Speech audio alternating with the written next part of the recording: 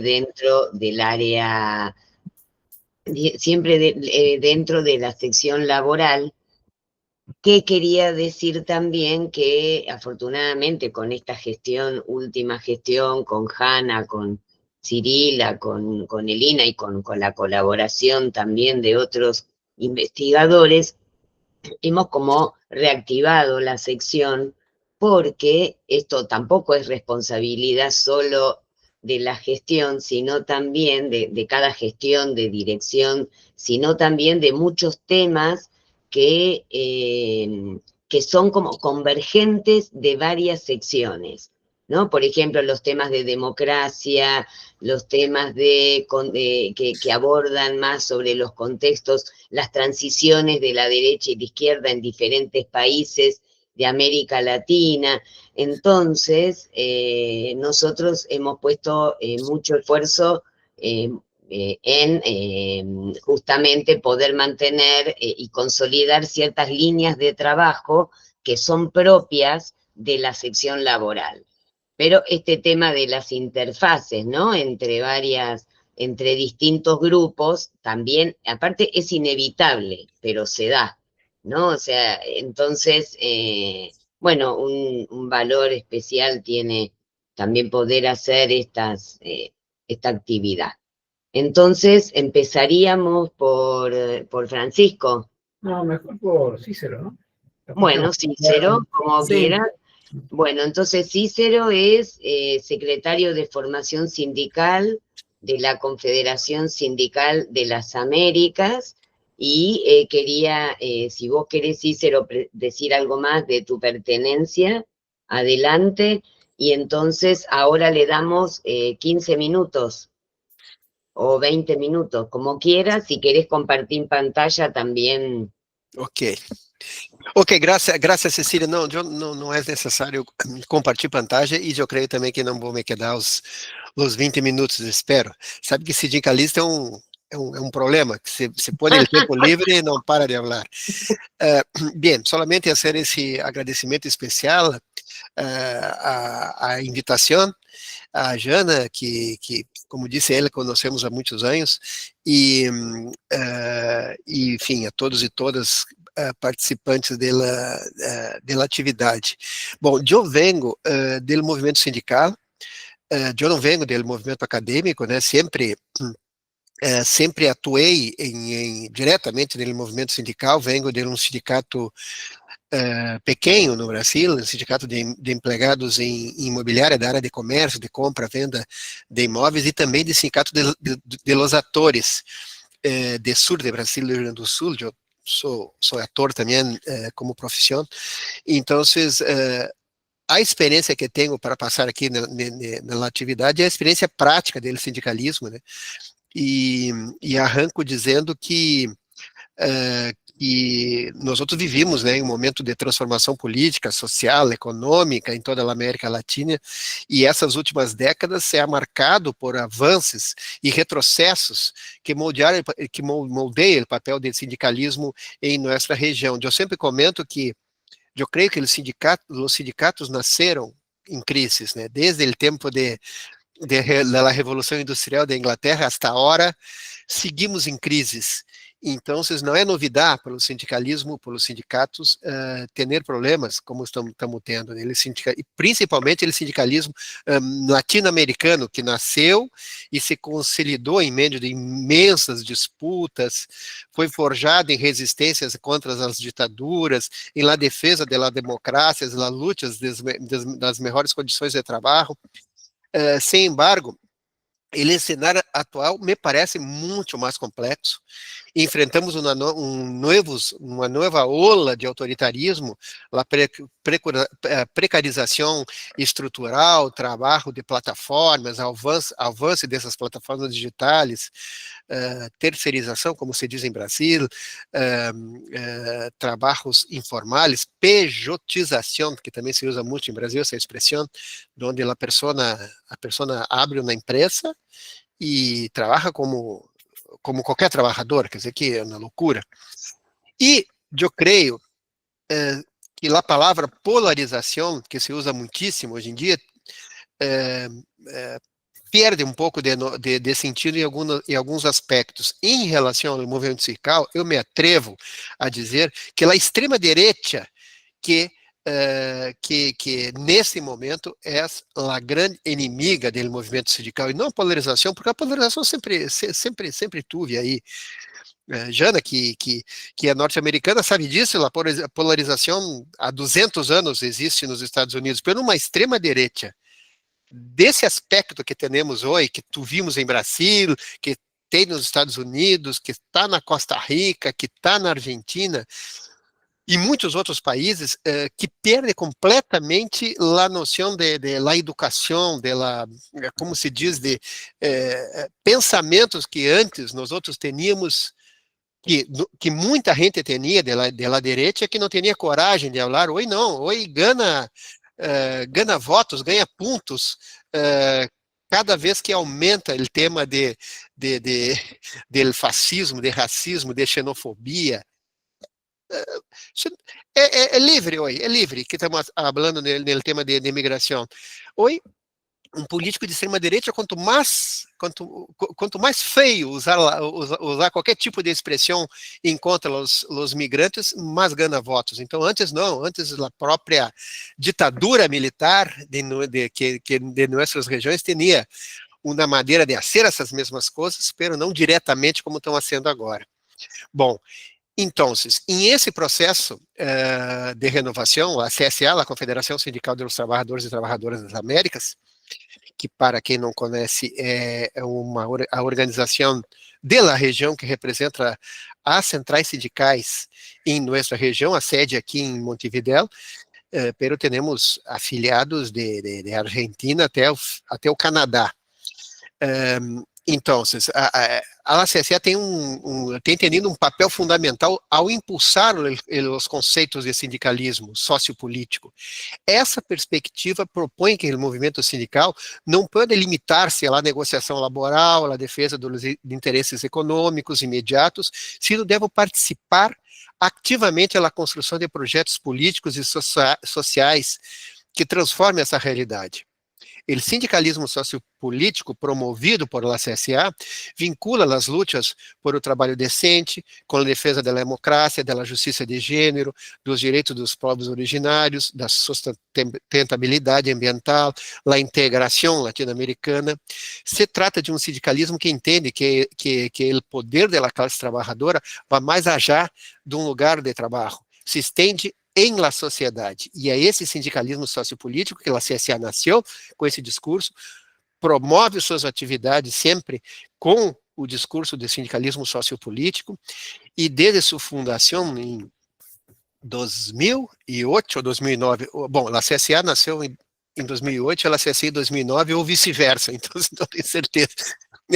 Nasceu com o tema do sindicalismo sociopolítico e daí em diante puso a pauta essas reflexões que muitas vezes não são hechas pelo movimento sindical, e nós outros encaramos isso como uma crítica forte, porque sempre dizemos, o nosso secretário-geral, Rafael Freire Neto, que sempre fala isso, que não é igual a ser política sindical num país que o presidente é o Trump, com um país que o presidente é o Lula.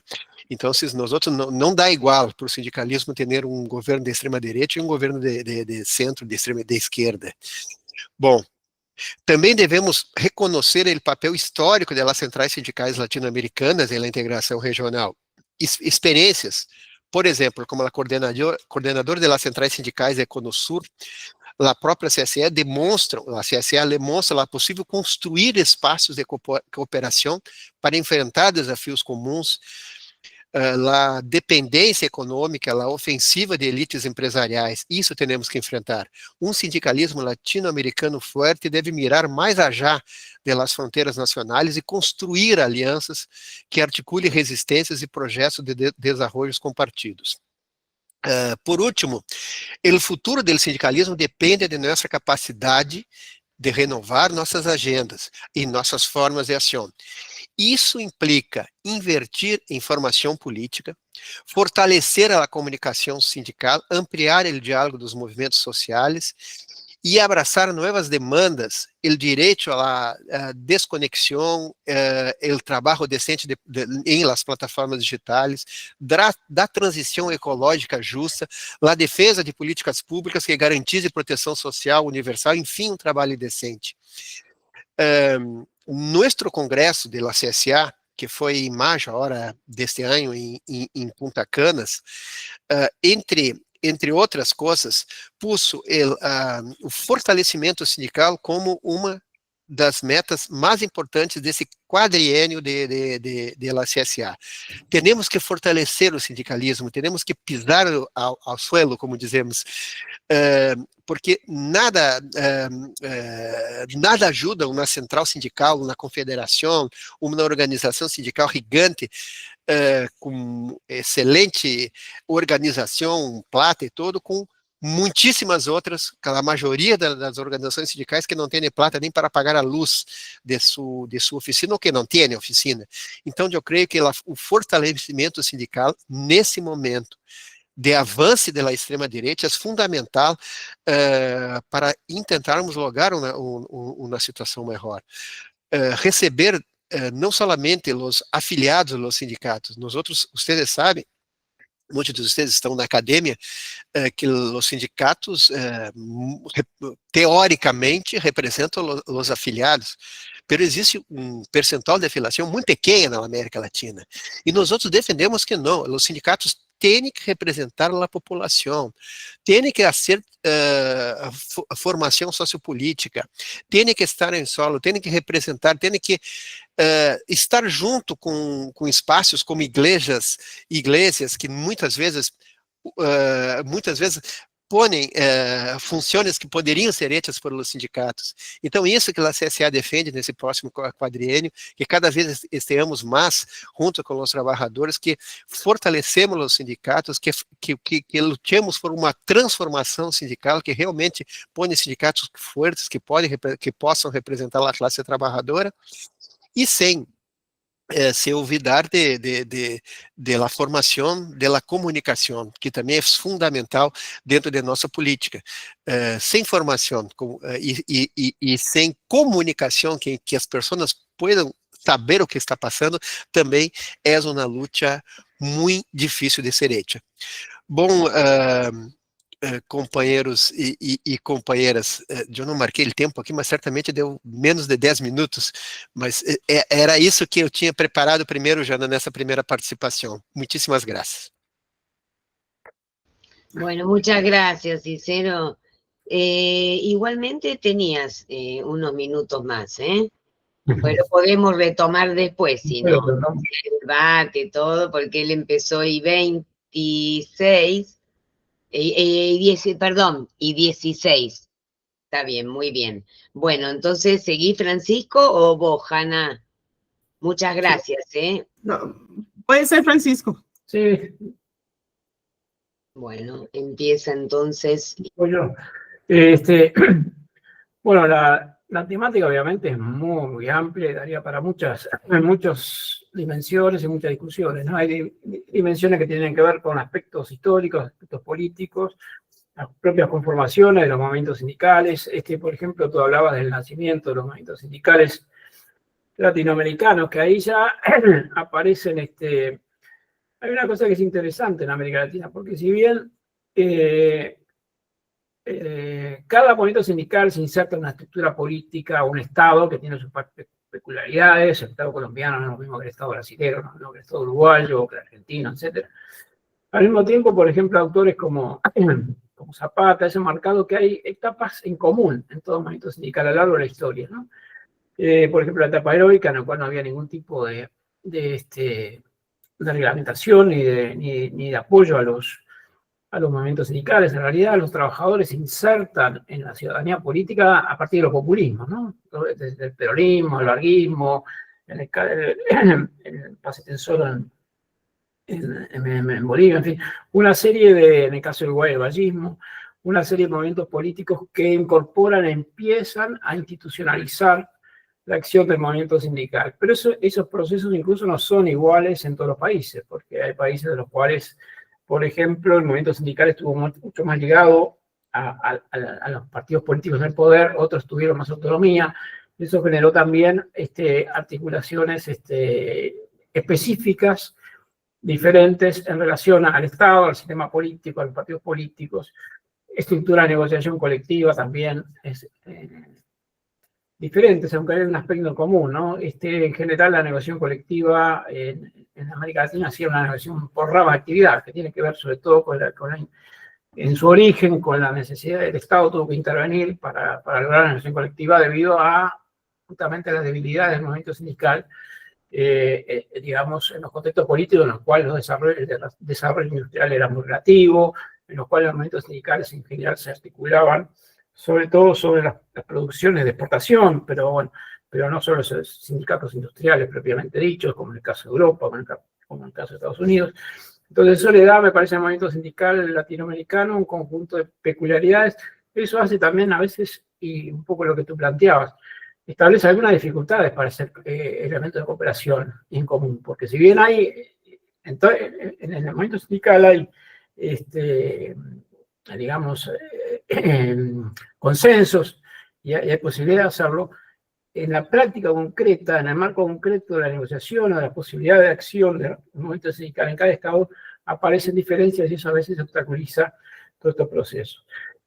Pero creo que eso es un poco, digamos, el pasado, digamos, la conformación de los movimientos sindicales. Lo que ocurre es, sobre todo en la época actual, es, digamos, la transformación de esos movimientos sindicales que tienen que ver, a mi juicio, con un aspecto central que ha estudiado la academia y que tiene que ver con la transformación de los procesos productivos y digamos, y las nuevas formas de inserción de los trabajadores en el propio proceso de trabajo. Yo creo que eso es algo que marca mucho las posibilidades de acción colectiva, digamos, está en parte en la base del debilitamiento del movimiento sindical, pero también está un poco en eso que uno ve, que la sombra de cómo muchos sectores de trabajadores apoyan a la extrema derecha, porque también es real. En Brasil hay sectores, por ejemplo, que muchos trabajadores de plataformas digitales apoyan a Bolsonaro, en Argentina apoyan a Milei. En Uruguay todavía es la extrema derecha, por suerte en ese sentido no se ha desarrollado mucho, pero bueno, tiene que ver también con especificidades propias del Uruguay, con su estructura política, digo, hay muchas dimensiones. Y en ese sentido, ahí me parece que es donde hay que, porque en realidad me parece que en este momento, sobre todo después digo, en América Latina tuvo diferentes etapas, ¿no? La etapa de desarrollo hacia adentro, después toda la etapa de reestructuración productiva, y por último, a partir de los 80 90, la etapa del neoliberal, donde se empiezan a profundizar estos procesos. Que cuidado que tampoco son solo en América Latina, también se dieron en países europeos. El debilitamiento del movimiento sindical no solo en América Latina, se da en todo el mundo. Lo que pasa es que en América Latina asume consecuencias mucho más dramáticas por el nivel de vida de los trabajadores, por la propia estructura política, por la fragilidad digamos, de sus economías, la fragilidad de los acuerdos políticos. Y además, un proceso de polarización política que quizás se pueda entender, por lo menos lo que yo puedo entender por polarización política, creo que tiene que ver con el impacto de los progresismos también en el movimiento sindical y en las sociedades. Porque de alguna manera uno ve, por ejemplo, en términos políticos, Brasil, Argentina, Uruguay, Colombia, Chile, están partidos. La mitad de la población está de un lado, la mitad de la población está del otro. Y eso es un fenómeno que empieza con los progresismos. Y la nueva derecha en realidad es una reacción a esos progresismos. Cuando la derecha se da cuenta que sentada tranquilita no arregla nada, que tiene que actuar, que tiene que ser tan activa, militante como fue la izquierda, cuando la derecha de alguna manera gobernaba y la izquierda era débil, en general en los países de América Latina. Entonces, este crecimiento del progresismo lleva a esta polarización política porque en parte también tiene que ver, me parece a mí, tiene que ver con el hecho de que los progresismos obviamente apuntan a la distribución de la riqueza, a lograr una mayor igualdad social, pero sobre una base económica muy frágil, muy débil. No es la misma base económica que, por ejemplo, pueden tener las socialdemocracias europeas, o en todo caso, o también en Estados Unidos, donde tienen, digamos, una estructura productiva potente, fuerte, que da muchos mayores márgenes de producción, de distribución. Entonces, ¿qué es lo que pasa? Eso hace que recaiga muchas veces la distribución en determinados costos dispositivos que los pagan en general las clases medias no salariadas, ¿no? Y eso lleva un poco me parece a mí, este fenómeno de la polarización.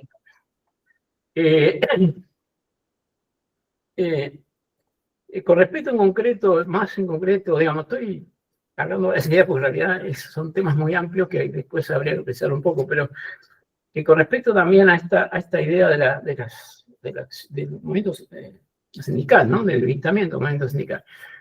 Me parece a mí que tiene que ver en parte con esta idea, hay una dimensión importante, no la única, la más importante, es esta idea, ¿no?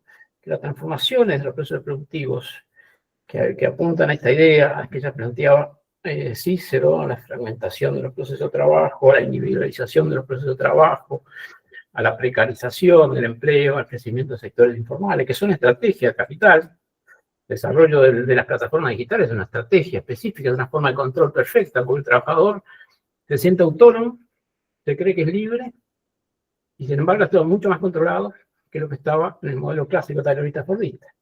Ahora, también coexiste con ese trabajador precarizado sectores que se mantienen un poco en el modelo clásico, surgido sobre todo de la época de la industrialización sustitutiva de importaciones y que mantienen de alguna manera estructuras laborales, digamos, donde sigue rigiéndole, digamos, el contrato de larga duración, donde sigue habiendo protección social, seguridad social. Entonces eso también lleva a una fuerte fragmentación interna de los trabajadores. Hay trabajadores que de alguna manera, yo creo que en Argentina, no sé, capaz que Cecilia puede profundizar más de eso, pero yo lo veo muy fuerte en Argentina y también en Brasil, donde hay un sector de trabajadores que todavía se mantiene en el viejo modelo de negociación colectiva clásico, ligado al modelo taylorista, al modelo, digamos, en el cual el trabajo es estable, donde hay una relación salarial estable, de largo plazo, y sobre la cual se van construyendo derechos, y que participa plena y efectivamente en la negociación colectiva con mayor o menor éxito en función de, digamos, las posibilidades de acción colectiva, la fuerza de la acción colectiva, pero en definitiva está en un contexto institucionalizado y en un contexto de acción, digamos, estructurado.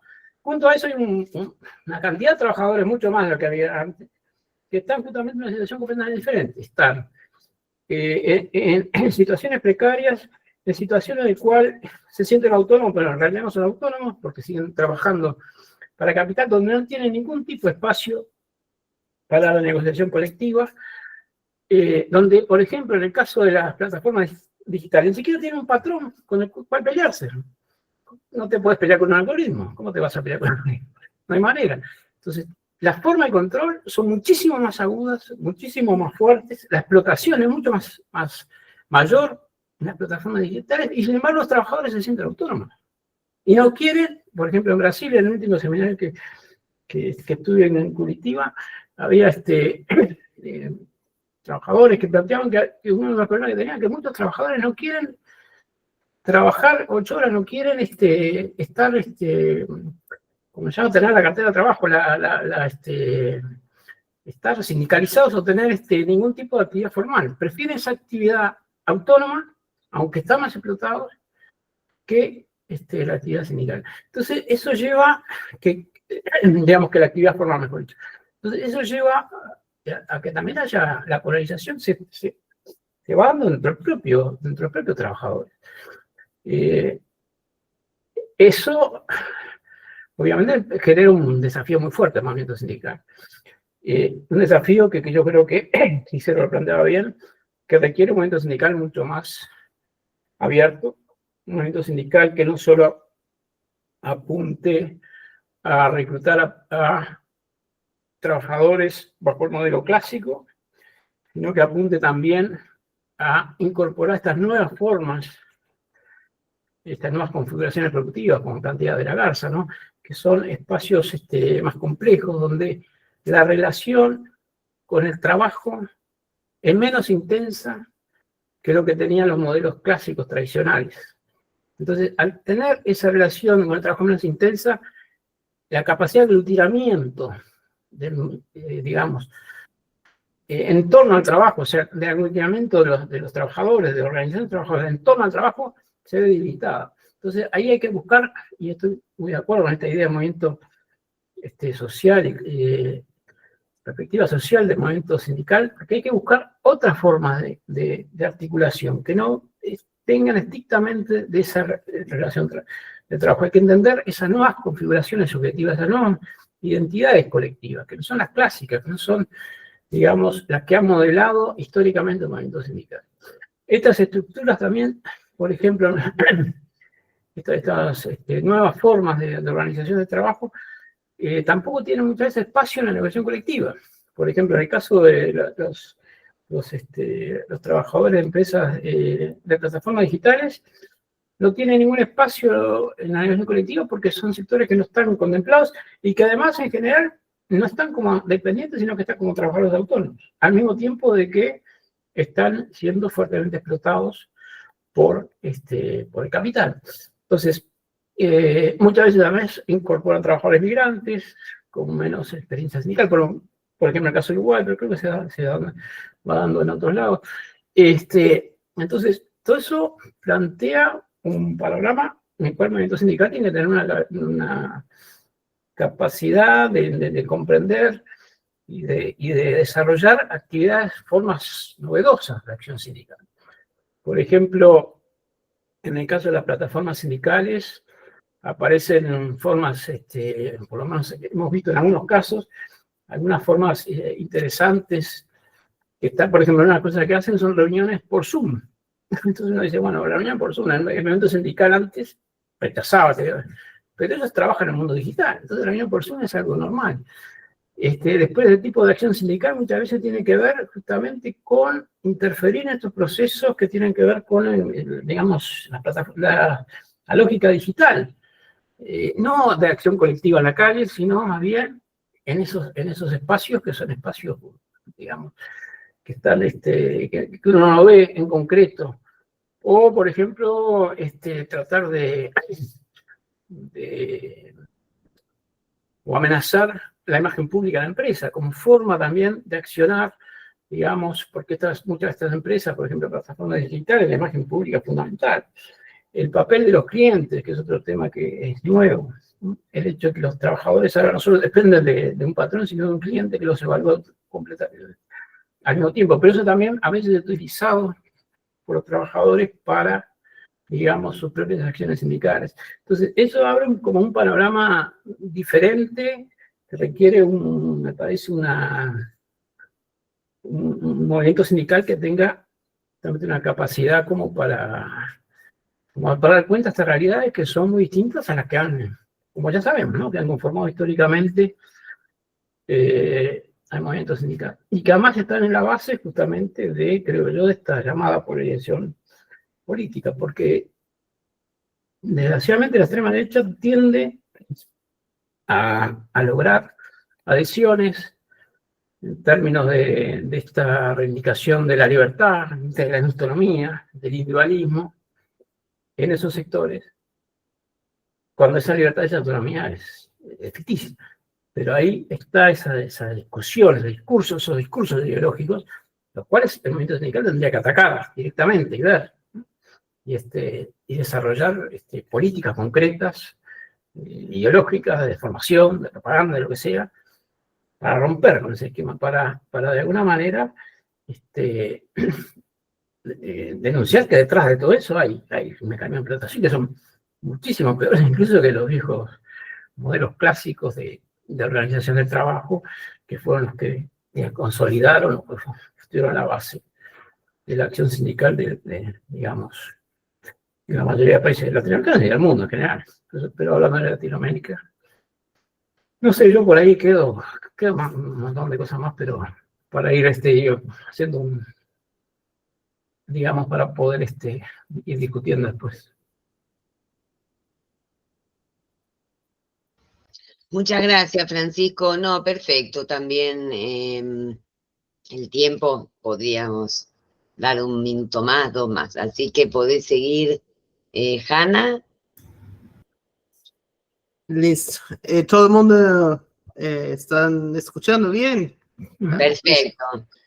Porque Yo tendría que ampliar, no sé, hay un problema para mí que no llego a ver a todos, pero bueno, es no, es un problema de diseño de la... del Meet, Claro. sí, que es un poco el primo pobre del Zoom, pero que las universidades latinoamericanas nos dan eso, no nos dan cuentas de Zoom. Pero ¿ese Meet es el Meet de Gmail o tenés algo de la universidad? No, eso nos da, bueno, a veces tenemos una versión un poco mejorada del Meet vía nuestros correos, sí. Pero en fin. Bueno. Una vez más, muchas gracias a Francisco, Cícero, para participar en ese debate, a todo el mundo aquí para contribuir también con sus reflexiones después. Solo también para mencionar antes de comenzar, yo voy a intentar hacer un poco de un síntesis con las dos ponencias anteriores, también desde mi punto de vista, porque además de ser profesor universitario, ahora también soy digamos, líder sindical del sindicato de los docentes ahora en Brasil, o sea, que afiliado a ANGES, que se lo debería conocer, y tengo una trayectoria sindical también en Estados Unidos, en Colombia también, entonces ahí, desde tanto la teoría como la práctica, intentar, o sea, hacer ese síntesis tal vez hegeliano, sí se puede.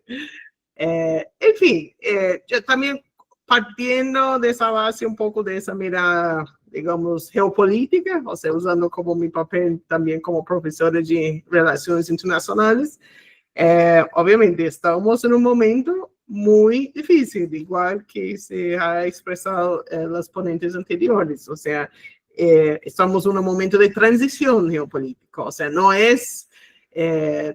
digamos, no tenemos visto este nivel de polarización política tal vez desde los años 30 del siglo pasado. O sea, estamos en un momento en lo que yo caracterizo de un unilateralismo decadente, o sea, con de caída, digamos, o caída parcial, digamos, o disputa del imperio, o sea, la potencia norteamericana, y por otro lado, un multilateralismo inacabado, o sea, no tenemos ciertas estructuras, o sea, tenemos el BRICS, obviamente, muy potente, pero al mismo tiempo, el BRICS es básicamente China, más otros 22, ¿cierto? O sea, no están todos dentro del BRICS en igualdad de condiciones por esa condición pre-hegemónica del propio China, y también en las expresiones, digamos, de la integración regional, o sea, por más que hubo una cierta esperanza de esos espacios fortalecerse con la llegada de gobiernos progresistas en ciertos países, Brasil, México,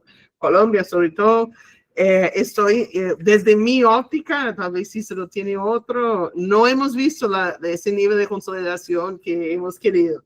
Y eso obviamente es un problema, o sea, porque, en fin, estamos con una situación de una extrema derecha, con un proyecto neoautoritario. Por otro lado, você tem derecha tradicional que se mantiene, que con un proyecto neoliberal, que por más que no es contra la democracia, pero es claro que es contra la democracia sindical, contra la democracia en los lugares de trabajo. Y sabemos muy bien de otras experiencias, como por ejemplo la elección de Bolsonaro en Brasil en 2018, que la derecha tradicional neoliberal siempre se junta con la derecha neofascista, digamos, en el final de los casos, en la gran mayoría de las veces, o no siempre, porque no se juntó, por ejemplo, en la elección brasileña de 2022.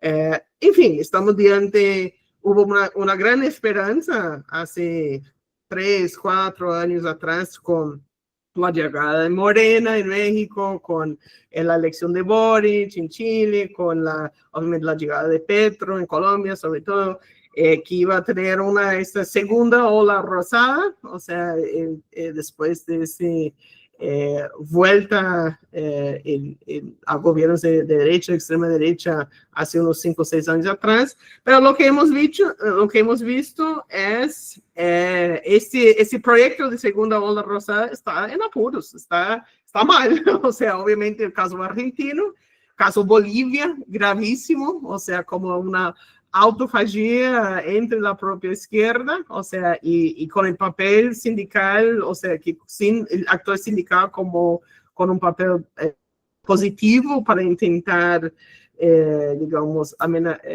escribir o reparar esa crisis política que existía, que abrió la puerta para la retomada de derecha. Y ahora estamos diante, yo sé que tenemos unos compañeros chilenos aquí que pueden comentar más, pero no se pinta nada bien, o sea, de lo que yo he visto en las elecciones chilenas, infelizmente. Y al mismo tiempo, obviamente, tenemos la vuelta de Trump, la extrema derecha en Estados Unidos, y esto creando una situación de ataques frontales que colocan en la agenda nuevo cambios de régimen impuestos por fuera en el entre aspas, eje del mar latinoamericano, que es, según los norteamericanos, Cuba, Venezuela y Nicaragua. ¿Y cuál es el gran problema que estamos viendo en esa situación con una fragilidad de los gobiernos de izquierda que se mantiene y con digamos, la debilidad de nuestras organizaciones regionales? Es que países como Brasil, como México, no han sido capaces de actuar como mediadores en los conflictos tan intrarregionales. Entonces estamos en un escenario, y eso, si miramos 15 años atrás, o sea, mira, digamos, el papel de Brasil, de mediar los conflictos, por ejemplo, en la Bolivia, en varios casos, entre Colombia y Venezuela, y eso no está presente más. Entonces estamos en otro escenario geopolítico muy único. Y todo eso, ¿qué tiene que ver con el sindicalismo latinoamericano? En fin, si vamos a ir a hacer esa mirada un poco comparativa, estamos primero los gobiernos que tienen gobiernos de vuelta progresistas, democráticos populares. No todos han podido revertir las políticas antisindicales, antilaborales de los gobiernos anteriores. O sea, un caso, obviamente, en México, que por más que hubo ese gran esfuerzo de crear un marco legislativo para permitir más libertad sindical, o sea, la creación de más sindicatos independientes, sindicatos con conceptos clasistas en vez de los sindicatos patronales, que sindicatos amarillos, que podríamos decir, sindicatos de protección. Yo creo que, por lo menos lo que yo he visto, los resultados han sido bastante mixtos.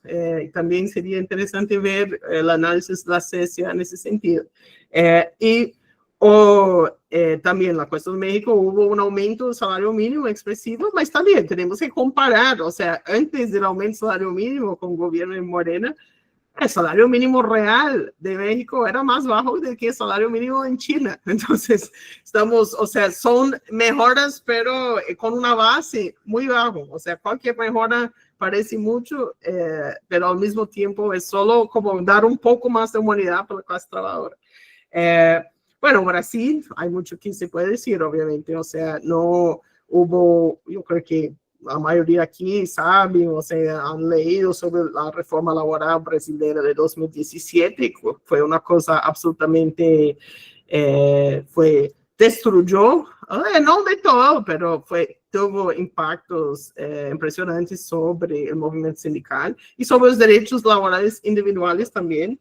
Y lo que hemos visto es que, y yo creo que tal vez uno de los peores elementos fue básicamente abrir la puerta para una expansión sin límites de la tercerización. Y lo que ha pasado es que los sindicatos obviamente se preocupan en revertir su situación económica porque la reforma laboral retiró su principal fuente de ingresos, que fue el impuesto sindical, pero al mismo tiempo se creó una situación con la tercerización en que ya que hay tanta tercerización en tantos sectores en Brasil, que se ha efectivamente empeorado y mucho la calidad de trabajo formal. Brasil no tiene tanto problema hoy en día en la creación de trabajos formales, en ese sentido es diferente de que qué sé yo, Paraguay, Bolivia, etcétera, pero el gran problema hoy en día es la calidad, o sea, son empleos que no pasan, no máximo pagan un salario mínimo y medio, para trabajar 44 horas semanales, o sea, entonces, en ese escenario, es obvio, por eso los jóvenes en particular, que quieren tener un sentido más de poder escoger sus condiciones laborales, tener una cierta agencia en el mundo del trabajo, no quieren trabajar con contratos formales de trabajo. Prefieren, o sea, aún trabajando 12 horas por día, piensan que voy a repartir comidas en el iFood o Rappi, o voy a manejar un Uber, porque yo puedo fijar mi propio horario. Claro que para fechar las cuentas tiene que trabajar 12 a 14 horas horario, pero yo tengo esa sensación que yo por lo menos puedo escoger ese horario, aunque sea más. Entonces eso ya impulsando mucho esa cultura del emprendedorismo en Brasil.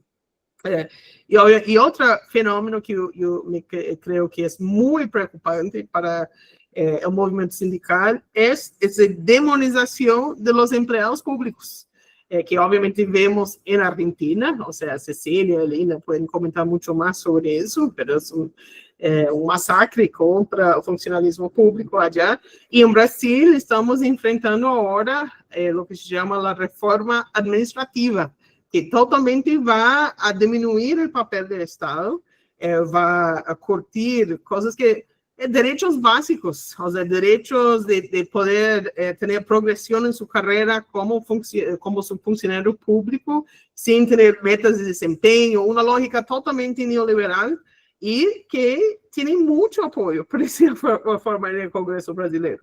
Y poco, digamos, y la sociedad o no entiende, digamos, cómo eso va a impactar concretamente su acceso a la salud pública, su acceso a la educación pública, o no se importa porque se comen el cuento que los funcionarios públicos son privilegiados, que tienen estabilidad, que ganan bien, Entonces, y eso es obviamente es complicado para el sindicalismo. ¿Por qué? Porque por un lado, debido a la desindustrialización, o por otro lado, debido a países que nunca se han podido industrializar, una gran parte del sindicalismo latinoamericano se basa en el funcionalismo público. O sea, yo viví y trabajé en Colombia, o sea, yo creo que 80% de la junta directiva de la CUT Colombia son maestros del sector público, o sea, entonces, y en Brasil, o sea, vemos incluso en países que antes era muy industrializado, el peso de los sindicatos,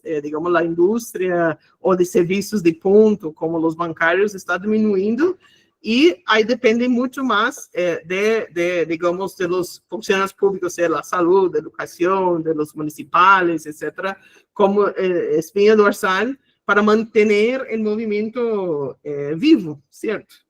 Bueno, tenemos dos luces al final del túnel, que por suerte, que son Chile y Colombia, materia laboral, por lo menos desde mi punto de vista. Obviamente en Chile puede decir muchas cosas sobre el gobierno de Boric, y yo sé que los chilenos también deberían aquí entrar en el debate, opinar, pero ciertas cuestiones yo creo que muy positivas. Obviamente, reducción de la jornada laboral, aumento del salario mínimo, obviamente un mejor, digamos, sistema de diálogo social con los funcionarios públicos, o la regulación del trabajo en plataforma, que yo creo que fue muy bien hecho, solo que no abordó algunas cuestiones centrales que tienen que ver con los derechos sindicales, obviamente el derecho a la huelga, y a la reestructuración, la posibilidad de reestructurar el sistema de negociación colectiva, que en Chile es una cosa absurda, como sabemos, que la gente negociando por empresa o por unidades de empresa, y en fin, dando, digamos, totalmente bloqueando cualquier posibilidad de acumulación de fuerzas por parte de la clase trabajadora. Colombia también, yo creo que también un ejemplo, por más que tiene sus limitaciones, también un ejemplo muy positivo para nosotros, porque fue una propuesta muy propuesta y construida desde abajo, o sea, y con participación permanente de los actores sindicales, no solo en la formulación de la reforma laboral, pero también en organizar la presión política para garantizar vía la movilización y no solo apenas vía el diálogo o lobby político para garantizar su aprobación. Claro, pero en términos de sus limitaciones, obviamente, básicamente es una reforma laboral que es mucho más enfocada en los derechos laborales individuales y no colectivos, y que básicamente tiene el papel de revertir los peores aspectos de una reforma laboral antitrabajador que fue aprobada en 2002 bajo el gobierno de Álvaro Uribe. O sea, entonces tiene mucho que ver con, digamos, la cuestión de pagamento de ferias, de adicional nocturno. Una cosa, yo creo que el punto más importante de todo es que reestablece contratos con estabilidad laboral, o sea, lo que se llama contratos con término indefinido, como la norma para los empleos del sector formal de economía, en vez de entrar, porque antes, o sea, de normal terminó siendo empleos de término fijo, o sea, de términos, en fin, de todo tipo de trabajo, de contratos mucho más precarizados. Y otro, por el lado sindical también, yo sé que es un poco controverso, pero efectivamente eliminó lo que en Colombia se llama el contrato laboral, que es un contrato colectivo muy particular que existe en Colombia. Es cuando el sindicato básicamente actúa como intermediario en la mano de obra entre trabajadores y actúa como el contratante de trabajadores efectivamente tercerizados por una empresa. Entonces tiene una dupla condición en que esos sindicatos son empleadores o tipo de empleador, intermediación laboral, y al mismo tiempo son sindicatos. Entonces no crea una confusión en términos del papel sindical. Claro que ese también existe en otros países. Por ejemplo, en Estados Unidos, los sindicatos de construcción también funcionan en la intermediación laboral. Tiene incluso escuelas de formación laboral, y ahí sirve como intermediación entre empleadores y los alumnos, los trabajadores que pasan por esas escuelas de formación. Pero también no es, no es una coincidencia que esos propios sindicatos de construcción en general tienden a ser los sindicatos más conservadores de Estados Unidos. Eso es efectivamente lo que vemos también en Colombia. Entonces, es muy positivo que se están acabando con esa forma de perversión de la acción sindical, de la naturaleza sindical, y también tiene unas cosas que yo creo que también todavía vale la pena estudiar más en términos de reglamentación de la funcionamiento de asambleas sindicales, elecciones sindicales. Yo creo que fue hecho para también acabar con sindicatos de papel, sindicatos amarillos, pero vamos a ver cómo eso funciona en la práctica. Bueno, ya para ir también direccionando cómo eso ya un poco sobre la cuestión de actuación sindical en sí.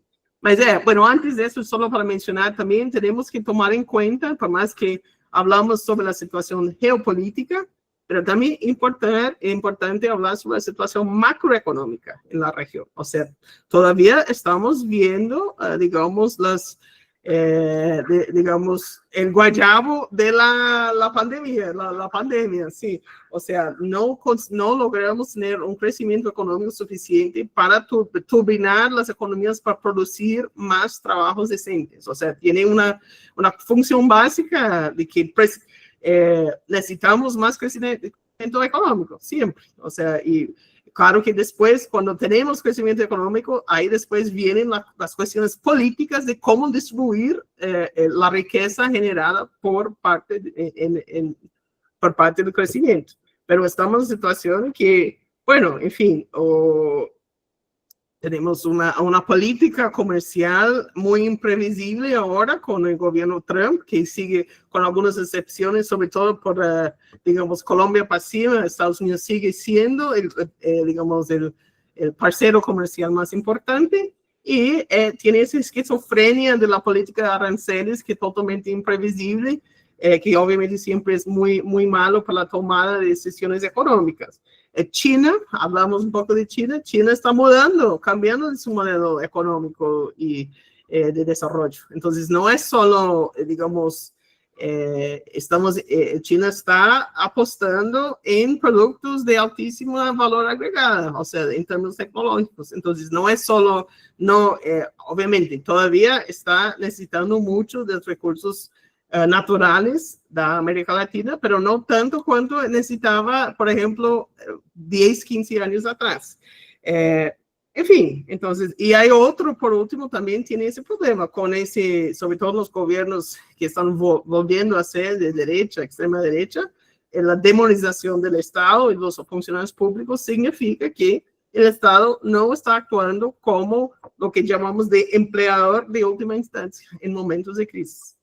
Bueno, y ya para hablar sobre sindicalismo, eso para cerrar, yo creo que ya fueron varios desafíos que Cícero y Francisco ya mencionaron. Yo creo que para mí, tal vez el desafío más grande es la dificultad que tienen los sindicatos actuales de representar los trabajadores informales. Y cuando hablamos de informales, no estamos hablando de los informales tradicionales, que son digamos, los trabajadores, los vendedores ambulantes, las trabajadoras domésticas, etcétera, y los trabajadores informales nuevos, o sea, no tradicionales, que son los trabajadores por plataforma, los trabajadores, digamos, inclusive, digamos, profesionales con altos niveles de educación que ahora están entrando a trabajar, o sea, sin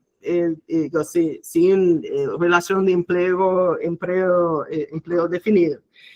Bueno, ahí yo creo que por un lado, y eso también yo creo que tiene mucho a ver, o por lo menos en parte a ver con la actuación de la propia CSA, por lo menos un reconocimiento, la necesidad de incorporar esas nuevos, yo creo nuevo no es la palabra, o sea, que siempre existía, esos grupos no tradicionales de trabajadores dentro del sindicalismo, o sea, mujeres, jóvenes, personas afrodescendientes, inmigrantes, pero ahí yo creo que en papel muchos sindicatos están comenzando a hacer eso, o sea, vía cuotas, o sea, vía establecimiento de secretarías, pero al mismo tiempo lo que no hemos visto todavía es que esas cuestiones de cuotas o secretarías o políticas están realmente cambiando, digamos, quién está en el poder en el sindicalismo. O sea, yo siempre uso como ejemplo, si se lo conoce bien, o sea, tiene el foro de las centrales sindicales de Brasil,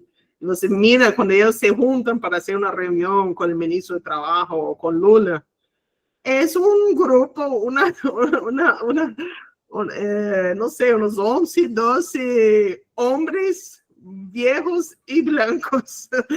Entonces, es una cosa desesperadora. Por más que Brasil fue un país pionero en la implementación de cuotas de género, por ejemplo, dentro de los sindicatos. Y tiene una cosa también para mencionar, la crisis de financiamiento sindical, Cícero mencionó, que también para impulsar esas cuestiones que son, digamos, en las fronteras de la agenda sindical, que sean esas cuestiones de género, cuestiones de raza, muchas veces las centrales sindicales, los sindicatos dependen de financiamiento de afuera, o sea, de cooperación sindical internacional. Y estamos con, digamos, la política de Trump, que acabó básicamente con casi todo la política de cooperación sindical internacional, por lo menos por parte de Estados Unidos. Eso también coloca un poco digamos, fragiliza, o sea, creo condiciones más frágiles en esa cuestión de sindicatos poder expandir y trabajar más en esos temas. Y ya por último, yo creo que eso, o sea, realmente los sindicatos tienen que internalizar más esas cuestiones sociopolíticas, porque vimos eso desde los sindicatos del norte, o sea, desde la AFL-CIO, los sindicatos norteamericanos, donde yo trabajé, yo tengo experiencia sindical allí.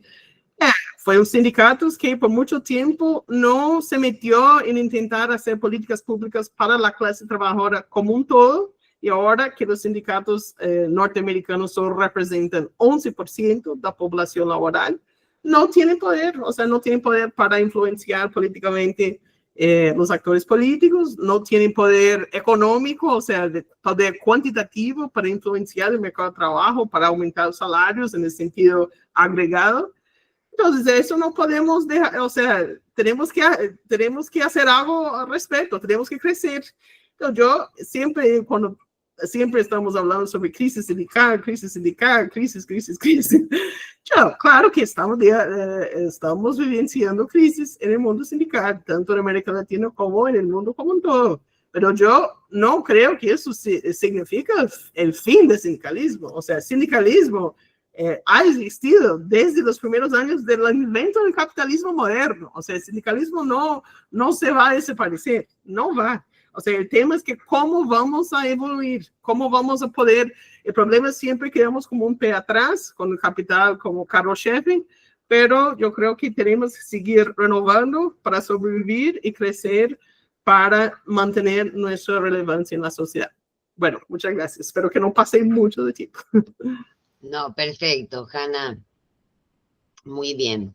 Entonces, bueno, tenemos unos 20 minutos para poder preguntar, debatir, cerrar, abrir. No sé quién quiere empezar. Las tres exposiciones son muy complementarias entre sí. Está claro que para nosotros el sindicato sigue siendo un actor relevante y fundamental en la sociedad y que también está atravesado por múltiples situaciones, digamos, que son convergentes, ¿no?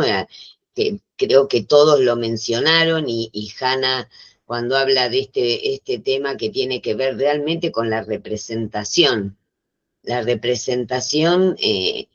que ahí yo veo que hay más como una cuestión tradicional y lo que puede ser más, a diferencia de los actores, como vos decías, Hanna, también, como que hay actores que siempre fueron informales, ¿no? El que trabajaba en el taxi, el vendedor ambulante, ahora todo lo que es el trabajo digital o de plataformas que hablaba Francisco, sería un trabajo como que lo podemos ver como nuevo también y a diferencia de lo anterior, pero sin duda que la representación yo creo que es más que la organización, ¿no? Está todo unido, o que la movilización inclusive, y que ahí tenemos también que hay diferentes experiencias según cada país.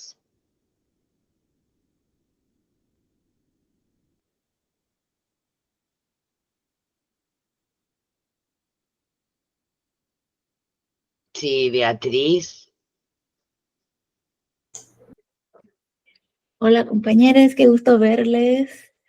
Es un día muy importante aquí. Estoy conectándome desde San Francisco, California, entonces me perdí la hora.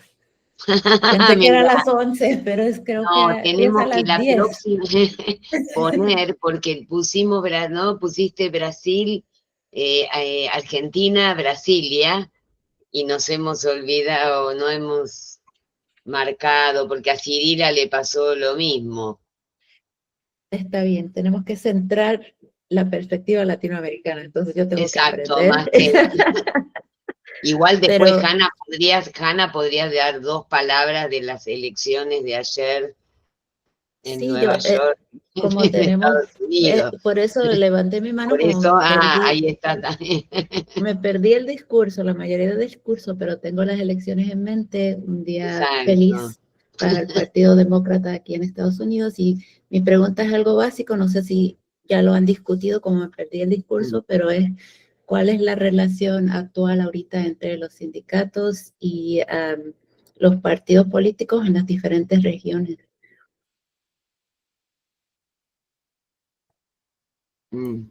Tal vez podemos hacer como una ronda y ya, no sé si.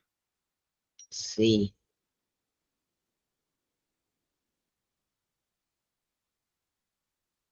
Acá decía, ¿quién escribió? Hay alguien que escribió Days. si quiere leerlo. Alejandra Pontoni está levantando la mano. Sí, sí, pero quería, como acá hay un comentario de Deis Recoaro, que también me parece que es una pregunta para el panel, ¿no? Sí, justamente, ¿no? Lo que hablamos, si las entidades sindicales están preparadas para acoger y representar esos sectores, considerando qué parcela significativa de esas mujeres están en la informalidad, qué medidas deben ser tomadas. Interesante, ¿no? El tema ese que también para tener en cuenta. Sí, Gaby. Hola, ¿qué tal? Bueno, gracias por la apertura del espacio. Está bueno saber que se están discutiendo estas cosas y, digamos, un poco lo que quería preguntar y sobre todo por ahí a Cicero, como representante regional de los sindicatos de la región, digamos, ¿qué alternativas se están pensando más concretas? Si bien algunas él mencionó, digamos, ¿qué alternativas más concretas de representación amplia, en este sentido de incorporar a movimientos sociales o formas de organización que hoy están como un poco borrosas, ¿no? Micheli, que es una investigadora argentina, pero radicada en Alemania, que está con todas las investigaciones sobre los trabajadores que hacen como una suerte de curaduría de la información que se maneja desde la IA y cómo eso nutre, ¿no? El entrenamiento de los modelos de Machine Learning para, ¿no?, codificar imágenes, videos y todo lo que eso depura, que es un trabajo bastante complejo y difícil por lo que ven y a lo que están expuestos. Entonces, ella misma mencionaba que en distintos países se están formando asociaciones desde sindicatos con una figura más tradicional, hasta incluso quizás asociaciones o formas a nivel, digamos, gremial, ya no con la figura de sindicatos, sino con otro tipo de organización, hasta incluso no institucionalizados, que buscan a nivel local, pero también a nivel global, generar estrategias y alianzas para justamente proteger a estos trabajadores que están muy expuestos a condiciones de trabajo muy precarias, trabajo por proyecto, o incluso hasta trabajo gratuito, porque cuando los clientes desconocen el pago de los proyectos, porque no están conformes, aún cuando los supervisores dieron el ok de que el trabajo estaba bien, no les pagan. Entonces, digo, no sé si desde la región se está pensando como nuevas formas de organización, que incluyan a estos nuevos colectivos de trabajadores, porque claramente el modelo de trabajador fordista que estudiamos hace algunas décadas atrás está en vías de extinción, ¿no? O, bueno, va a ser un resabio de otro momento productivo que hoy está, digamos, inundado de otras formas de trabajo que exceden esas categorías que nosotros analizamos en otros momentos, ¿no? Entonces, bueno, un poco pensar desde el sindicalismo qué otras formas, incluso de alianzas estratégicas para incorporar a los sindicatos tradicionales estas nuevas formas de trabajo, ¿no? Estas nuevas formas de trabajar. Gracias. Muchas gracias, Gaby. Jacobo Velasco, que levantó la mano recién. Sí, muchísimas gracias, Cecilia, Jacobo. y gracias a los presentadores, muy buena la conversación. Justamente yo estoy haciendo una investigación en Chile, Argentina y Uruguay sobre tópicos asociados justamente a reacciones estratégicas de los sindicatos, básicamente el crecimiento del fenómeno de, digamos, esta derecha alternativa en los tres países y de, en particular, inteligencia artificial. Y aquí hay dos, creo, aspectos muy importantes que me parecía interesante, un poco conversando con lo que acaba de decir Gabriela y también lo que dijiste, Yana, en el sentido de que uno, si uno tiene una visión de economía política sobre el mercado laboral, tradicionalmente hay esta visión de insider-outsider, ¿verdad? Y que claramente los outsiders son los más informales. uno lo que observa también es que el crecimiento de estos movimientos, en particular de derecha alternativa, conversa mucho con la realidad de los informales. O de alguna manera uno ve que el votante de estos movimientos en realidad tiene estas condiciones como independiente, precario, etc. O sea, hay como una rueda, vuelta de tuerca para, de alguna manera, a propósito de ese público votante, atacar al sindicalismo tradicionalmente. Entonces hay como una cosa que está en permanente tensión respecto de eso, respecto de cómo se pueden tender esos puentes, si es que parte del discurso de estas derechas, de alguna manera, como que se ancla en este territorio, digamos así, de trabajadores. Eso es una primera cosa que me parece súper interesante, que creo que es, porque cuando uno piensa en las estrategias, también tiene que pensar en la realidad política, o lo que está pasando como fenómeno. Entonces, este es un punto que me parece no menor. Como una especie de probablemente cortapisa o problema que incluso se puede extender, porque claramente la agenda de estos fuerzas políticas es precarizar aún más, o sea, entonces por lo tanto expandir su público objetivo. Entonces es un punto que creo que me parece relevante. Y lo segundo, un poco a propósito de lo que decía Hanna, respecto de inteligencia artificial, me llama mucho la atención que prácticamente no hay reacción, o sea, del movimiento sindical. O sea, como que esto pasa al lado y claramente va a tener mucho impacto. Y uno de los aspectos que mencionaban, que me gustó mucho en las entrevistas, porque hemos entrevistado a sindicalistas de los 3 países, es que básicamente, me acuerdo de una chica joven, decía, es básicamente porque todos tienen más de 50 años y son hombres. O sea, como que hay poca conciencia también por un tema de edad, ¿no? O sea, y hay una brecha muy importante. Entonces, digámoslo así, esta ceguera respecto al fenómeno de inteligencia artificial está de alguna manera conectada con la estructura, digámoslo así, de la representación sindical.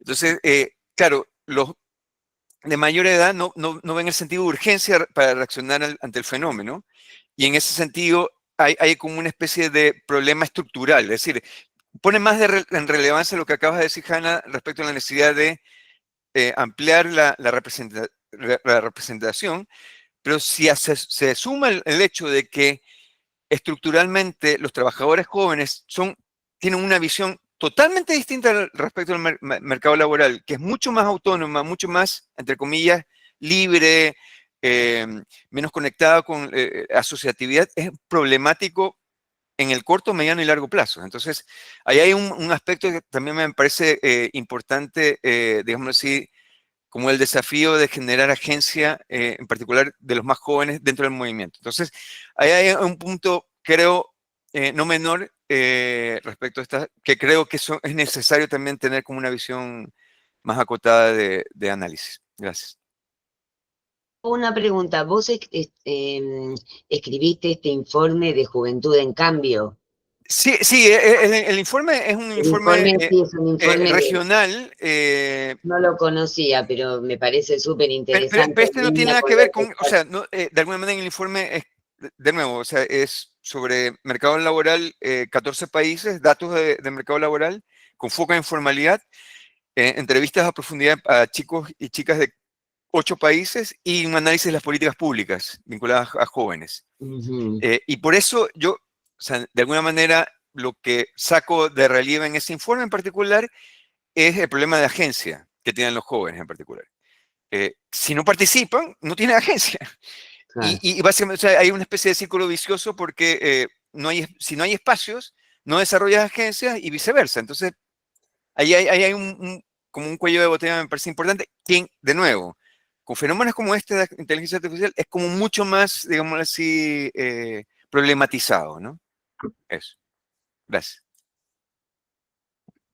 Que es un tema enorme, ¿no? El de la inteligencia artificial, que lo estamos viviendo. Porque yo estoy trabajando también en una línea de inteligencia artificial en salud y efectivamente hay más de iniciativas propias que de políticas desde también el propio gobierno. Pero bueno, es otro tema, ¿no? Interesantísimo para trabajar con los temas nuestros. Bueno, Cecilia, había una Cecilia, ¿puede ser que había levantado la mano? Antonio. No, es Antonio. Ah, pero antes, ¿no era Cecilia Barriga? ¿Habías levantado la mano? No. Bueno, Antonio. Recién me uno, no, no. Ya, perfecto. Y quizá después podemos darle la respuesta a los ponentes. Bien, bueno, un saludo a todos y a todas. Muy buena la actividad. Felicito también a los coordinadores, obviamente a Hanna, a todo el equipo. Es muy interesante y tener estos espacios para compartir experiencias, yo creo que es muy importante y muy necesario.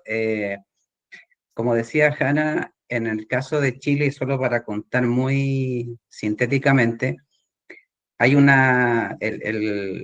el gobierno actual impulsó una agenda en materia laboral muy fuerte. Creo que más allá de que efectivamente pueden existir críticas de distintos tipos, en términos globales hay una valoración positiva de esa agenda y de esas políticas. Por ejemplo, lo relativo al aumento del salario mínimo, que fue un aumento de los más altos en las últimas 2 o 3 décadas. La reducción de la jornada laboral, que se da con una lógica de progresividad paulatina, pero es la reducción a 40 horas. También se promulgó la ley Karim, que es una ley vinculada a erradicar la violencia y el acoso en el trabajo, y que fue paralelo de algún modo a la ratificación del convenio 190 de la OIT. También se logró concretar la reforma previsional que comenzó este año a entregar algunos beneficios también nuevos económicos para los pensionados y que también va por franja, digamos, por etapas. Se hizo el fortalecimiento del seguro de cesantía. También está el proyecto de conciliación de la vida laboral y familiar. Bueno, lo del teletrabajo que mencionaba también Hanna. Entonces yo creo que son varias cosas, pero al mismo tiempo que se dieron todas esas políticas, también hay las ideas de derecha y de extrema derecha han crecido de manera muy importante. Entonces es como un poco paradójico, podríamos decir la situación, pero ocurre de ese modo, que es una política pública del Estado muy fuerte en materia laboral, con beneficios concretos, pero a la vez un crecimiento de las ideas de la derecha y la extrema derecha, que están muy asociadas, muy vinculadas al tema de la seguridad pública, como eje, digamos, principal o uno de los ejes principales de donde se capta al votante, digamos, desde esa idea de estamos en una situación de desbordada delincuencia, de inseguridad, y se requiere nuevamente volver a una lógica de mayor autoridad. Eso es muy fuerte. Ahora, todavía de todas formas, el escenario yo creo que político, si bien pensando en las elecciones, marca una tendencia más favorable hacia la derecha y a la extrema derecha, pero no es creo que no está cerrado, digamos, lo que va a ser la segunda vuelta, porque también lo que se dice es que depende de quiénes sean los candidatos en esa segunda vuelta, es como se pueden abrir más espacios para la candidata de centro izquierda o no. Después, creo que dentro de las cosas que se mencionaban, bueno, algunas cosas muy generales, voy a ir como bien disperso, pero después se pueden ordenar algunas ideas. A propósito de lo que mencionaba Cícero y respecto de esta idea de cómo se requiere ampliar la agenda sindical, yo le quería preguntar si hay algún país o algunos países en América Latina que estén desarrollando experiencias concretas para hacer esta renovación de la agenda. Entonces, eso por un lado. Y después, de manera particular, tanto a Cícero como a Francisco, me interesaba saber si podían entregarnos algunas pistas más específicas sobre la negociación colectiva. O sea, cómo se lleva a cabo la negociación colectiva en América Latina y qué ocurre en aquellos países donde hay una negociación colectiva que es sectorial, ramal o de distintos niveles. Y esto lo pregunto porque justamente en Chile ahora uno de los proyectos que se va a presentar tiene que ver con el proyecto de negociación colectiva multinivel. Entonces me interesaba saber, porque acá siempre el argumento es que la negociación, más allá de la empresa, puede afectar la productividad, puede afectar los salarios, el empleo, etcétera, todo como un efecto dominó. Entonces quería saber si hay estudios o investigaciones que muestren que el efecto de la negociación colectiva ramal o multinivel es positiva respecto de todos esos factores. Lo otro que también coincido con el comentario que hacía Jacobo, creo, tiene que ver con la situación de los jóvenes. ¿Cómo aparecen o qué dicen los estudios sobre la presencia de jóvenes en el ámbito de los sindicatos, ya sea como líderes de organizaciones sindicales o como trabajadores afiliados a sindicales y cómo se están representando en la actividad sindical? ¿Sigue presente como una idea de el sindicato como algo burocrático, antiguo, del pasado? ¿O hay algún sector donde el sindicalismo o la organización sindical sea vista de una manera diferente? Yo, por ejemplo, en algún minuto, y lo he comentado en otros seminarios, me tocó trabajar y hacer entrevistas con trabajadores y dirigentes del sector de la industria de la comida rápida. Y muchas veces ahí lo que aparece es la idea, cuando hay sindicatos, es que de algún modo se reconoce que la posibilidad de mejorar salarialmente es muy reducida. Sin embargo, se valora al sindicato por otras razones que no son necesariamente las económicas, sino que muchas veces tienen que ver con el rol que establece el sindicato en términos de aportar a mejorar las condiciones de dignidad de los trabajadores y las trabajadoras, de visibilizar problemas que son sentidos para ellos. Por ejemplo, es muy interesante para los trabajadores en términos de cómo ven al sindicato cuando el sindicato incorpora los temas de diversidad sexual, los temas de género, como los otros temas. Los mismos trabajadores jóvenes lo valoran y hace que ellos se incorporen con mucha más fuerza en la organización sindical. Entonces, también creo que es muy como importante mirar como experiencias concretas y, como digo, en particular el tema de los jóvenes creo que es como muy relevante. Bueno, hay muchos otros temas que los tres panelistas también ahí comentaron, creo que hay mucho para discutir, pero yo me quedo por aquí. Así que muchas gracias nuevamente a todos. Gracias, Antonio.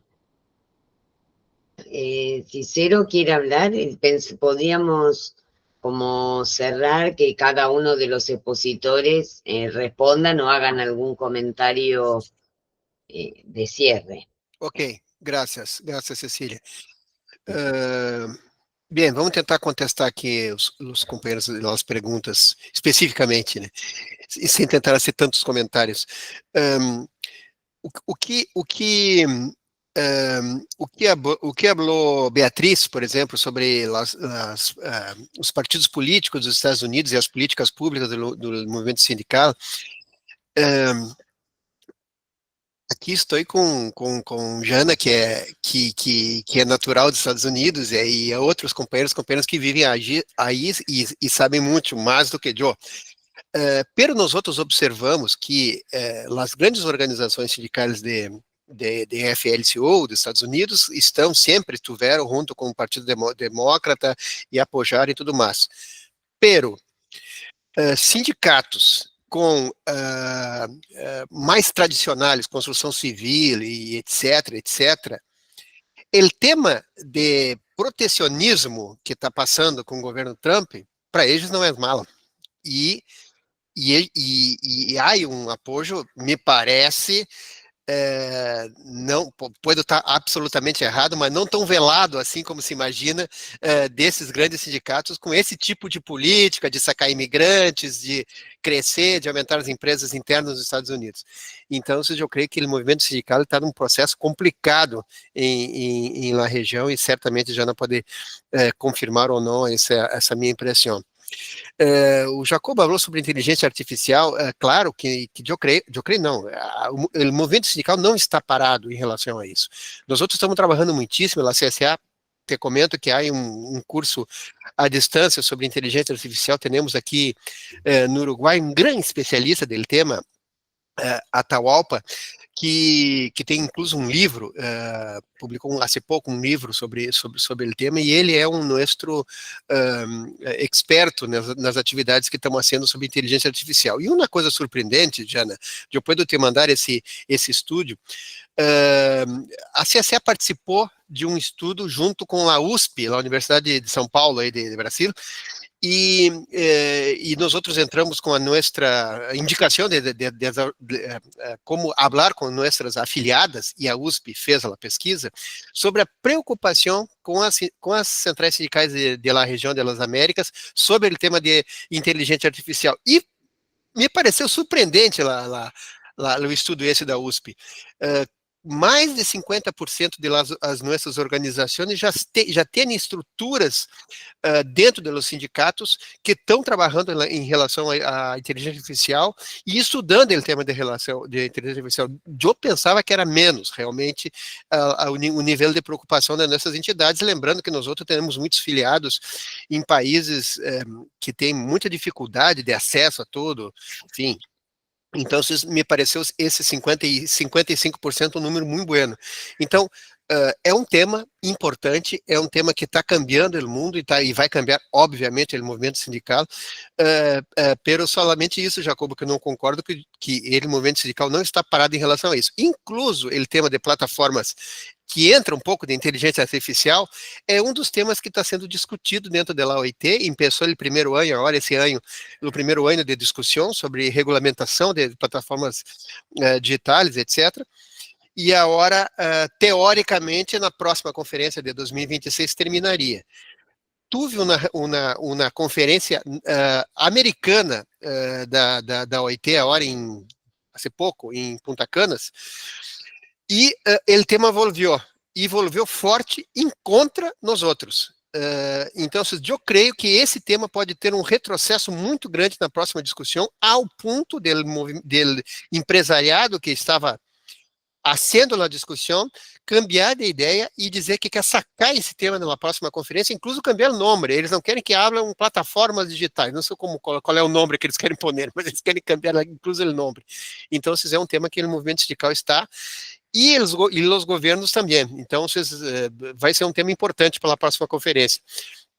A Gabriela falou também ali perguntando sobre alternativas de ampliação do movimento sindical, enfim, de entidades sociais, etc., solamente para informar que hoje e amanhã, né, e anteayer, em Mar del Plata está se comemorando 20 anos do fim da ALCA.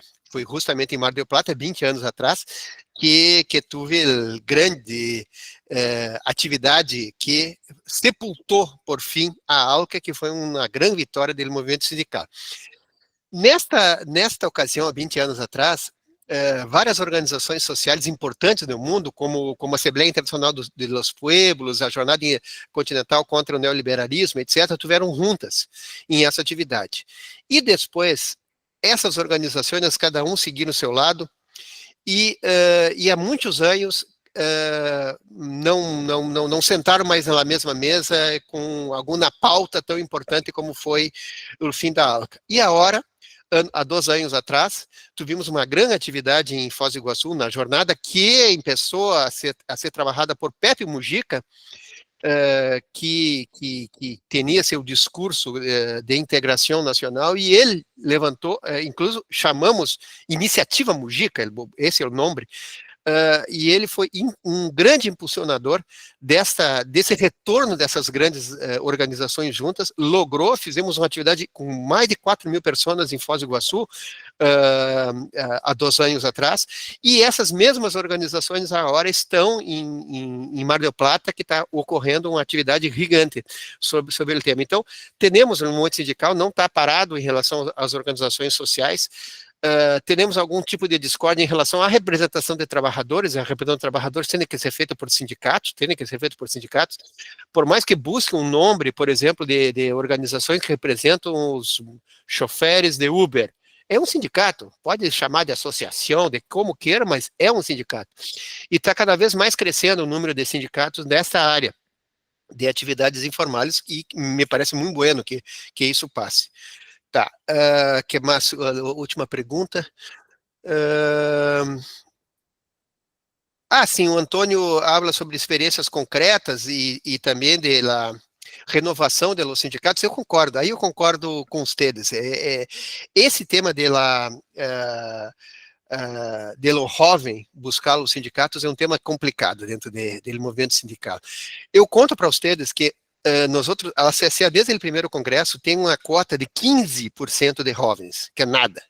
Então, se uma organização tem direito a 6 delegados, um tem que ser jovem. E não tão jovem assim, porque o nosso critério de jovem é de 35 para baixo. Eu me recordo que meu tempo de estudante, de estudante, 25 era o máximo que tinha um jovem. Então, e cambiamos nesse congresso último que tive da CSE para 25 a partir do próximo. Então, é um passo complicado. Se 15% já era difícil, imagina 25%. Pero temos essa discussão, está sempre dentro do seio da discussão da CSA. Temos alguns exemplos que me parecem muito buenos de pessoas que estiveram, nós temos um comitê de los jovens trabalhadores da CSA, também, sempre tive, e tem alguns companheiros que estão em as diretivas das organizações que saíram daí. Isso para nós outros é muito bueno. Há muitas organizações sindicais que estão agora com secretários generais ou presidentes dessas organizações. Posso citar algumas aqui: Convergência Sindical do Panamá, que é uma organização muito importante, é um companheiro que estava, e muitos outros. Enfim, mas é um tema que eu concordo plenamente. Nós outros avançamos muito na questão de paridade de gênero, por exemplo. Isso aí é uma discussão que não existe mais dentro do movimento sindical, que é bueno. Quando se tem uma mesa que só tem homens na mesa, não há legitimidade nessa reunião. E isso já está na cabeça hasta da pessoa que vem de outra geração dentro do movimento sindical. Então, isso avançamos, mas os jovens, eu creio que é um problema e teremos que discutir muito para saber o que é ser. E exemplos eu posso citar o exemplo até de próprio Chile, companheiro que é do Chile, a nossa filiada de Chile, a maior organização sindical de Chile, a CUT, teve um congresso agora com bastante câmbio em sua diretiva, tem muitos jovens que estão trabalhando, então há como se um frescor dentro do movimento sindical, por sorte, não é somente os mesmos que estão sempre. E por fim, sobre a pergunta sobre exemplos de negociação coletiva por ramas, me parece perfeito, porque isso, das negociações coletivas, conto isso de Brasil, que muitos aqui conhecem bem o exemplo, é o que está salvando o movimento sindical de Brasil atualmente, graças à possibilidade de fazer negociações coletivas por ramas, que os sindicatos estão logrando poner algum tipo de recurso dentro dessa negociação que garantisse o sustento do sindicato, mesmo com o fim de tudo que acabou em relação às contribuições e a maneira de arrecadar plata. Então, nós outros defendemos muito a negociação coletiva por ramas, e eu creio que é que só tem vantagem em relação a isso, tanto aos trabalhadores que estão na empresa, quanto, claro, em relação a sindicatos amarillos, sempre vamos ter, e isso aí tem que ter pessoas, formação política, para sacar esses sindicatos amarillos e cambiar essa estrutura. Bom, eu creio que creio que as perguntas que fizeram para mim, eu contestei aqui. Buenísimo, muy bueno, gracias. Bueno, ¿cómo cerramos? Hanna, ¿vos querés cerrar o Francisco? No, Dos, sí, contestar solo dos preguntas. Una la que hizo Beatriz con respecto a las relaciones entre sindicatos y partidos políticos, que me parece que es también un gran problema, y me parece un punto muy interesante. La relación de sindicatos y partidos políticos depende mucho de cada país, ¿no? Y han tenido diferentes relaciones y además con partidos políticos de diferentes ideologías o diferentes, no fue lo mismo el peronismo digamos, que de pronto el movimiento sindical uruguayo que se asoció más al Partido Comunista, al Partido Socialista. Pero lo que sí uno ve, creo yo en general que hay un fuerte debilitamiento de las relaciones, ¿no? Si bien no se pierde. Y eso justamente, los partidos políticos, más allá de sus ideologías y más allá de sus perspectivas, lo que tienen es una capacidad de aglutinamiento, capacidad de articulación de los trabajadores. Entonces el debilitamiento de esos procesos lleva justamente a lo que podemos llamar una especie de creciente corporativización de los movimientos sindicales. Y eso es justamente un factor de fragmentación, porque también los procesos de trabajo lo que han hecho justamente es generar procesos de trabajo, estructuras o digamos, mucho más heterogéneas. El trabajador no es el trabajador homogéneo, el modelo tablista-fordista, que todos hacían lo mismo, ¿no? Sino que las realidades productivas son cada vez más heterogéneas. Entonces, en la medida que las realidades productivas son más heterogéneas y no hay sectores políticos que articulen en función de criterios que unifiquen desde el punto de vista ideológico, político, esas realidades, la tendencia es a la fragmentación, a la individualización, y eso justamente contribuye al debilitamiento del movimiento sindical. Y además, otro elemento que está ligado a esto es que, bueno, los partidos políticos le dan una perspectiva más histórica, más social, más amplia que la plena defensa y la simple defensa de los componentes corporativos, que también tiene que estar presente, obviamente. Entonces, eso también son factores que creo que debilitan, porque fragmentan, porque individualizan, porque tienden a atomizar al movimiento sindical, y eso es un factor en términos de acción colectiva de debilitamiento. El otro punto que lo planteaba Antonio de la acción colectiva, que coincidió también con Cícero, que es fundamental para el movimiento sindical, obviamente, porque, por ejemplo, en el caso de Uruguay, la negociación colectiva por rama de actividad se da del año 43, pero en un periodo en el 90-95 que se desmanteló, fue un momento de gran debilitamiento del movimiento sindical. O sea, en general los empresarios y la derecha busca destruir la negociación colectiva y la negociación por rama de actividad. Y la negociación por empresa y no la negociación por rama de actividad. Pero lo que también, eso desde el punto de vista del movimiento sindical, además el movimiento sindical lo que le permite a la negociación colectiva es funcionar como esto que Mitter llama minoría ponderada, o sea que más allá de la cantidad de trabajadores que represente, porque a veces los trabajadores sindicalizados no son el total de la población trabajadora, al participar en la negociación colectiva, al participar en la definición de los salarios, le da un peso fundamental, un peso importante, un peso estructural importante en el funcionamiento de la sociedad. Entonces también es un factor, la negociación colectiva es un factor de fortalecimiento del movimiento sindical. Y en términos de productividad y de, digamos, esas discusiones, es justamente el argumento de la derecha para destruir la negociación colectiva. Dicen que los salarios que vienen a la negociación colectiva son salarios políticos y no salarios vinculados al rendimiento económico. Esa discusión en realidad no es tan así, porque en primer lugar, la negociación colectiva lo que permite es generar una mejor distribución salarial. Eso fortalece el mercado interno, eso fortalece a las empresas a la larga, o sea, fortalece la actividad y el dinamismo económico. Y además, lo que puede ocurrir muchas veces es que en una misma rama haya empresas con diferentes niveles de productividad. Pero ahí lo que ocurre es que lo que se puede hacer perfectamente, por ejemplo, en Uruguay se hace compatibilizar negociación por rama con negociación por empresa. O sea, aquella empresa que de alguna manera tiene una productividad mayor que el resto de la rama, pueden generar convenios internos que le permitan a los trabajadores tener salarios superiores a los negociados en el laudo. Pero al mismo tiempo mantienen un nivel salarial básico para toda la rama de actividad. Entonces, en ese sentido, es un factor que no necesariamente debilita la productividad. Además, se pueden establecer diferentes... En la negociación colectiva también interviene el Estado. El Estado puede establecer diferentes lineamientos. Puede, por ejemplo, un lineamiento que se planteó, una recomendación que se planteó en un momento en la negociación colectiva en Uruguay, era la productividad por rama y no por empresa. Eso también permite, por ejemplo, mejorar los salarios de toda una rama y sin entrar en la fragmentación de la noción por empresa, la productividad por empresa, que es lo que busca un poco el capital, es lo que busca, digamos, lo que busca la derecha para debilitar. Muchas gracias, Francisco. Bueno, ya por último, ¿cierto? Por última.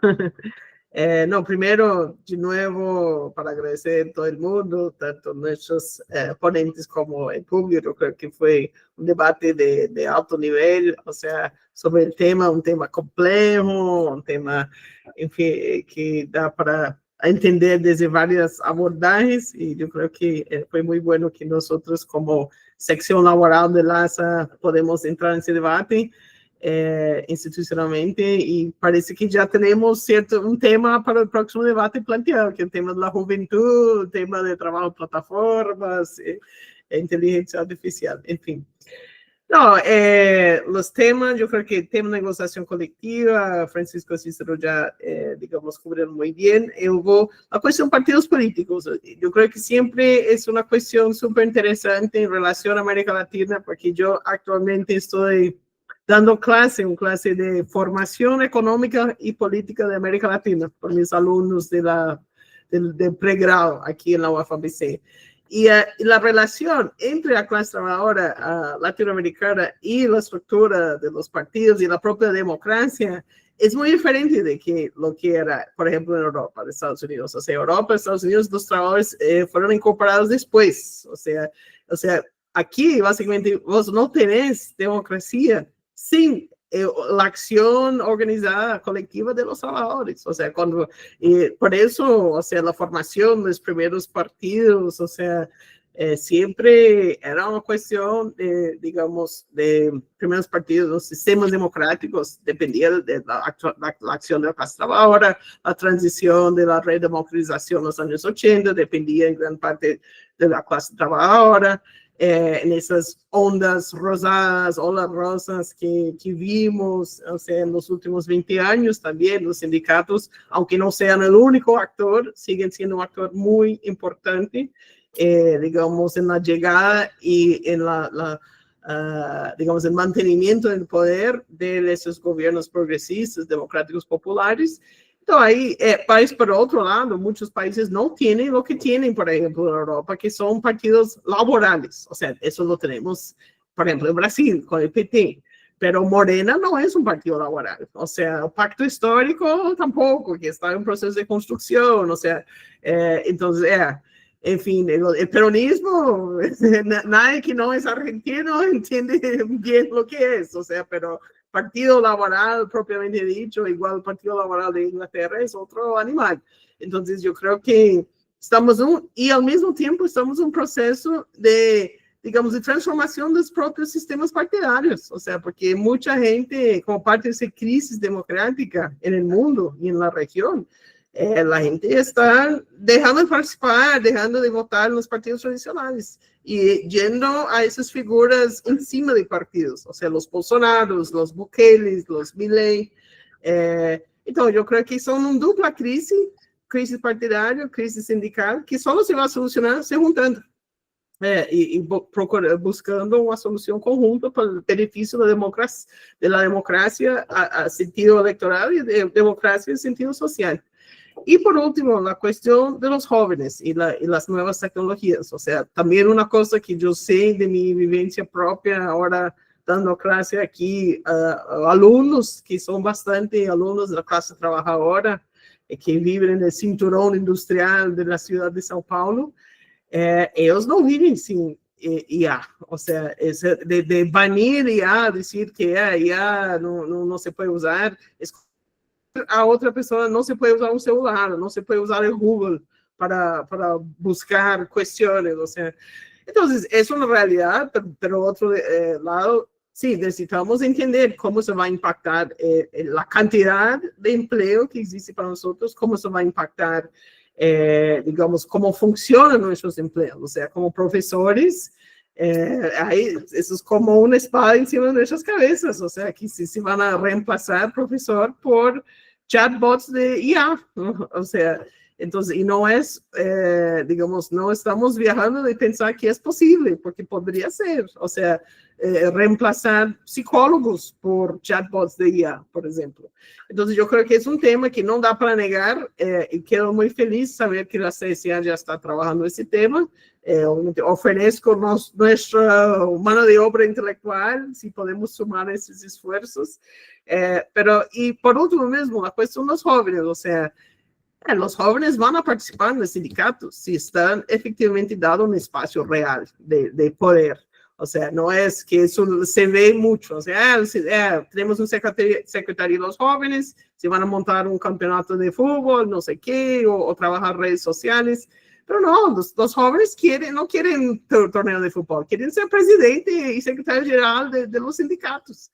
Entonces, por eso es bueno que tenemos en la CSA impulsando desde arriba esos cambios, o sea, cambios de actitud, cambios de cultura sindical, pero necesitamos adentrar, o sea, para que eso tenemos también este cambio de cultura desde abajo también. Pero es un gran desafío, pero parte de eso, de saber también organizar mejor los sectores donde están los trabajadores jóvenes, como por ejemplo el sector de fast food que Antonio mencionó.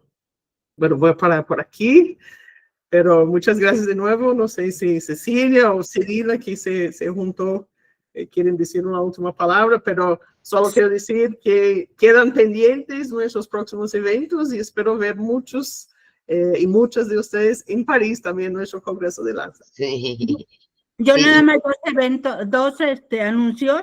Elena ya les puso que pueden ser nuestros amigos en la sección de Labor, sin necesidad de tener la membresía. Entonces ya les puso las instrucciones de cómo seguir.